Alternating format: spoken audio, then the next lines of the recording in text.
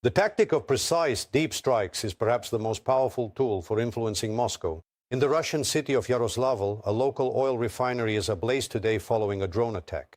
The successful attack on the oil refinery was confirmed by the President of Ukraine and the General Staff of the Armed Forces, while the regional governor called the drone strike the most massive one and reported that the highway towards Moscow has been temporarily closed. The attacked Yaroslavl, the Novoyaroslavsky oil refinery, refines about 15 million tons of oil annually and is among the top 5 largest in Russia. The enterprise produces automotive gasoline, diesel fuel, aviation gas, jet fuel, and lubricants, including those for the Russian military. The plant is located 800 kilometers from the Ukrainian border. Immediately after the strike, kilometer-long queues formed at local gas stations. Good morning, everyone. This is an oil refinery. Many of you have probably heard what was happening here tonight until the very morning. And all of this right here today and looking ahead to tomorrow and indeed throughout all the coming days that lie before us will remain our air, the very atmosphere we breathe and live within forever, not to mention other issues.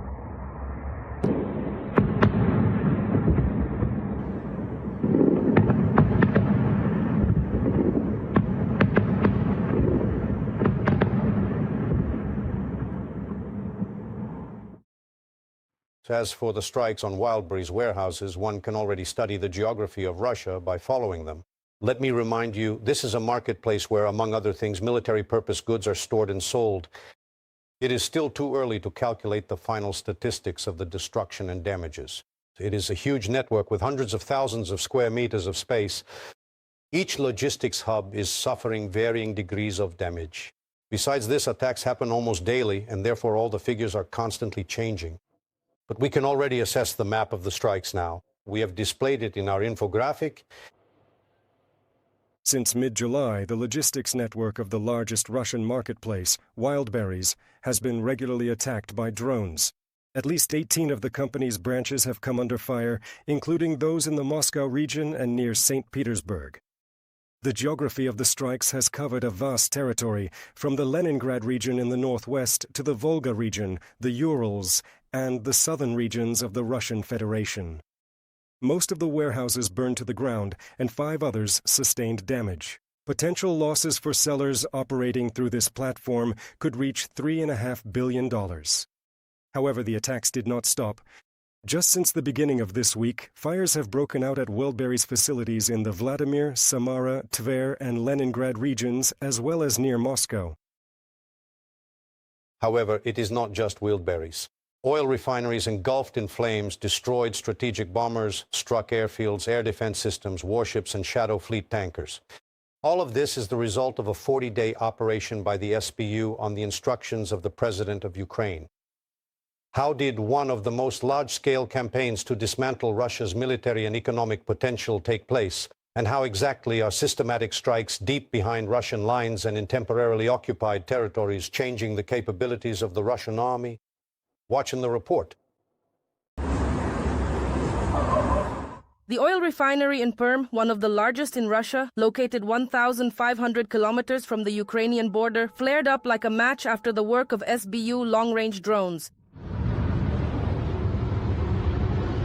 This is just one vivid result of the security service of Ukraine's work within a 40-day operation.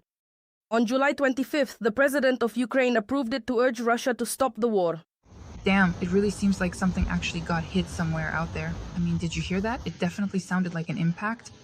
In 40 days, SBU drones hit over 100 strategic objects in the enemy's rear. These are military enterprises, oil refineries, air bases, warships, and tankers of Russia's shadow fleet, plus more than 20,000 other targets on the front line. In terms of intensity, geography, and the number of simultaneously struck strategic objects, this operation has become an effective mechanism for influencing the aggressor state. And now, more details. Over 40 days, the SBU successfully attacked a number of military airfields in Russia and in temporarily occupied Crimea. In particular, the Engels airfield, one of the main bases for strategic aviation that the enemy army systematically uses for massive shelling of Ukraine, was hit several times. It is known that a Tu-95 bomber was destroyed there. Its tail section was torn off. If we were to speak more specifically about this, we could take the iconic Tu-95 bomber as a prime example. The total production cost of such an aircraft could have easily reached upwards of $100 million per unit. It is also worth considering that the supply of these aircraft in Russia is significantly limited, and their number is only a few dozen units. Despite the fact that at the beginning of the full-scale invasion, according to various estimates, Russia had between 40 and 50 such Tu-95s. And that is not the entire list of destroyed aircraft. The damage to 2 Su-35 fighter jets and 2 L-39 combat training aircraft has been confirmed. A hangar with Su-24, Su-30 and Su-30 SM aircraft was hit, as well as hangars with Shahed drones and the fuel infrastructure of the airfields. The SBU did not overlook the oil industry of the occupying country either.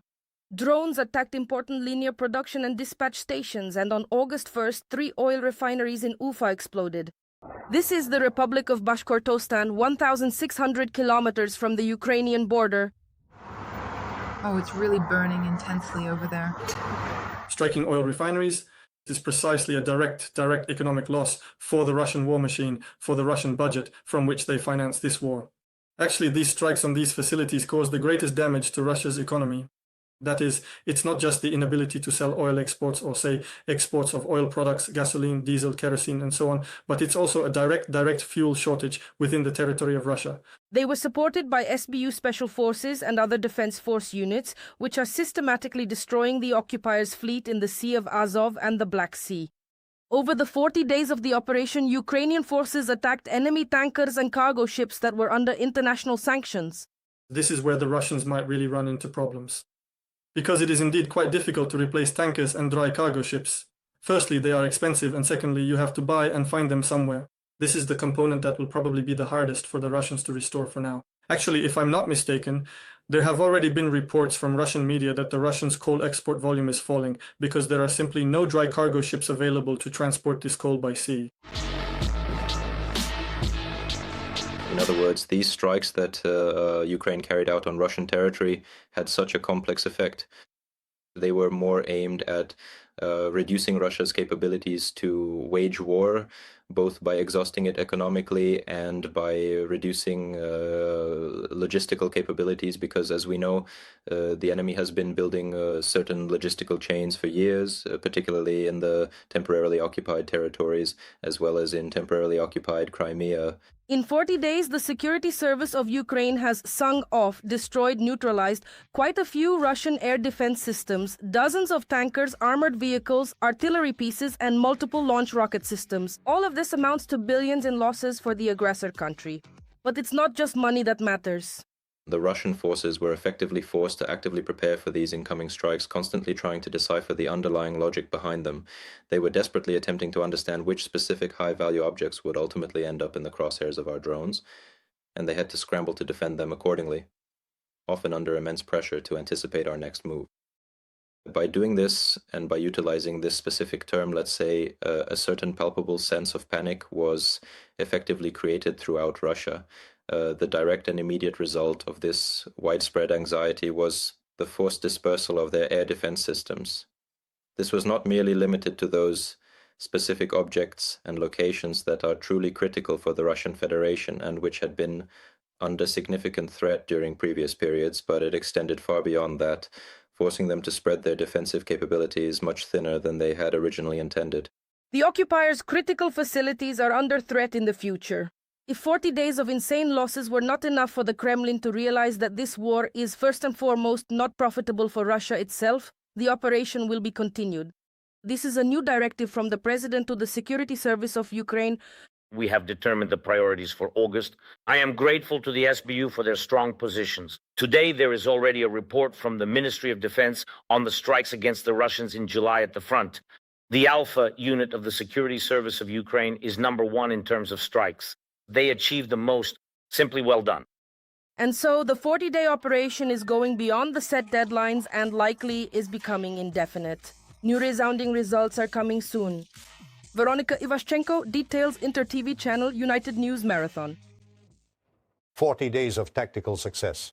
This is how military experts assess the operation to force Russia into peace. And what do political analysts say? Has this campaign changed the Kremlin's behavior? What should we expect from the aggressor? A new mobilization, even larger scale strikes, or perhaps a search for a path to negotiations? Irina Ivanova found out. Over 100 strikes on the enemy's critical facilities. Oil refineries, military airfields, and giant warehouses have been hit. Billions in losses for the economy and rising tension within society. Despite these consequences, the Kremlin regime shows no desire to seek peace, says Ronald Freudenstein, founder of the advocacy platform Brussels Freedom Hub. Putin's demands, in essence, remain completely unchanged since the very beginning of the full-scale invasion. So the situation has effectively not changed. Ukraine is achieving greater success in carrying out deep strikes and is conducting diplomatic work more effectively. And in my opinion, Western sanctions are starting to really take their toll. But all of this has not yet led to a change in Putin's attitude. Putin is driven to continue the war by a firm belief in Russia's military superiority on the battlefield, the expert is convinced. Even if the generals are feeding him false reports. In addition, the Kremlin leader sees Russia's advantage in ballistic strikes against which Ukraine has no interceptors, as well as in the successful continuation of hybrid warfare in Europe. Unknown drones continue to be spotted in EU countries. Russia has targeted Ukraine's economic infrastructure and is striking merchant vessels in the Black Sea. It is quite possible, the expert suggests, that the aggressor will intensify strikes before winter to provoke a refugee crisis in Europe. Putin believes that this will be enough to cause a large-scale energy crisis in Ukraine next winter, that new waves of refugees will then begin, Europe will lose its unity, and Ukrainians themselves will demand peace or something like that. In the fall, the Kremlin may carry out mobilization, but it is unlikely to be open as it was in 2022, according to analysts at the Institute for the Study of War. At the beginning of July, they voiced their assessments. The Russian authorities are preparing all the conditions for a possible mobilization. Ronald Freudenstein does not rule out that the aggressor may go even further. Another option would be in fact, strong escalation of the attack on the Ukrainian government or even the use of tactical nuclear weapons. I don't think that is planned for now. Russia skillfully speculates on this topic to intimidate the West, but one cannot rule out that we might reach that point someday. However, Putin would be making a fatal mistake if he truly counted on breaking Ukraine. That will not happen. But can Kyiv count on a license from the United States? In Washington and Kyiv, they are discussing a controversial statement by Donald Trump these days. In it, the President of the United States effectively denied his own words about his readiness to grant Ukraine licenses for the production of missiles for Patriot systems. Trump's team has already released a clarification, and military experts have expressed their versions of events. Our special correspondent in Washington, Dmytro Anopchenko, analyzed all the nuances of these political statements. What is wrong with the licenses for the production of interceptor missiles? It would seem that Donald Trump had already given the green light and negotiations with manufacturers had started promptly. The president personally spoke with the heads of American defense giants.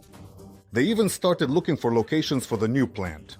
They considered Germany to secure the facility from Moscow's attacks. However, a persistent feeling emerged that the process had suddenly stalled.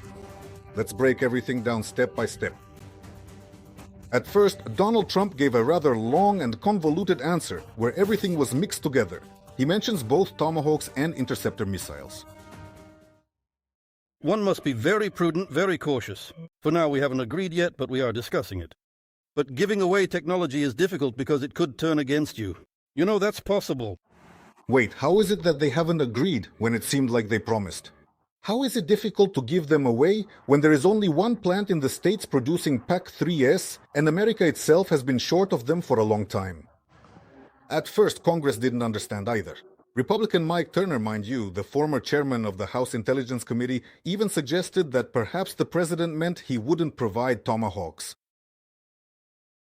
If you listen carefully, the president mentioned both Patriots and Tomahawks in the same sentence.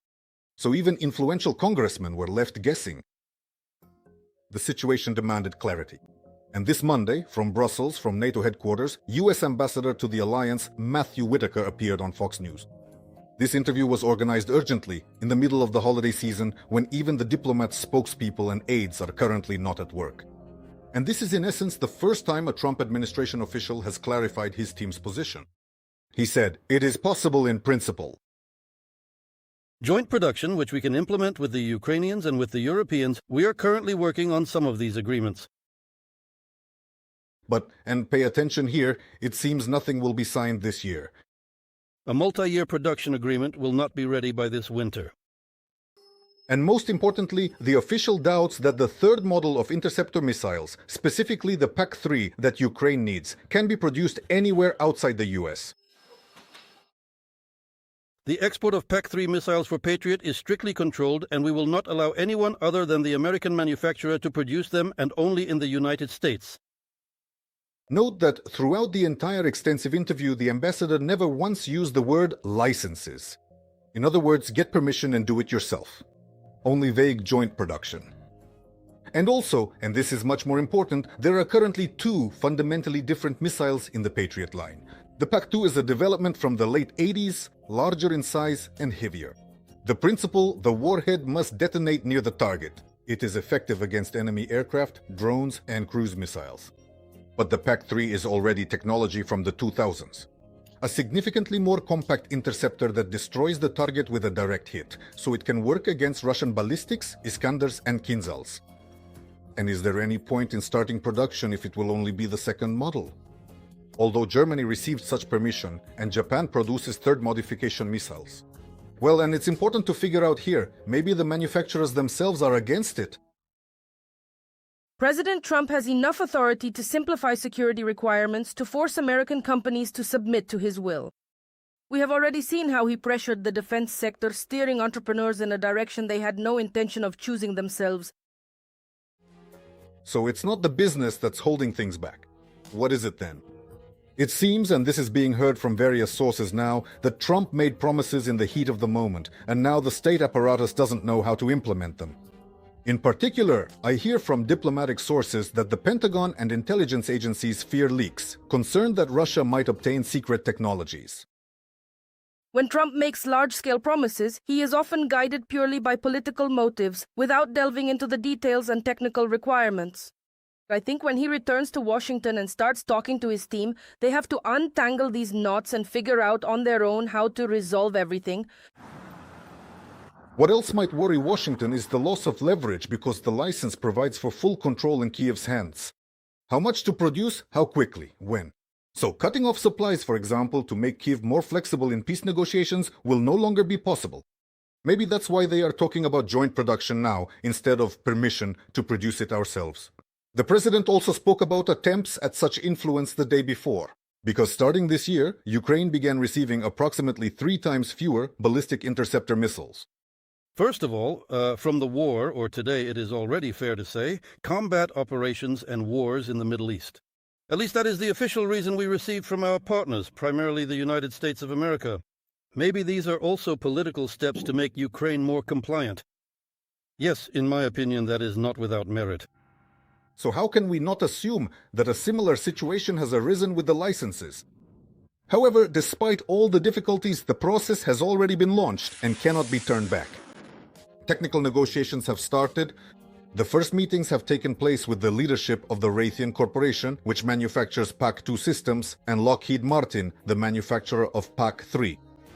Washington now has another powerful argument for Putin.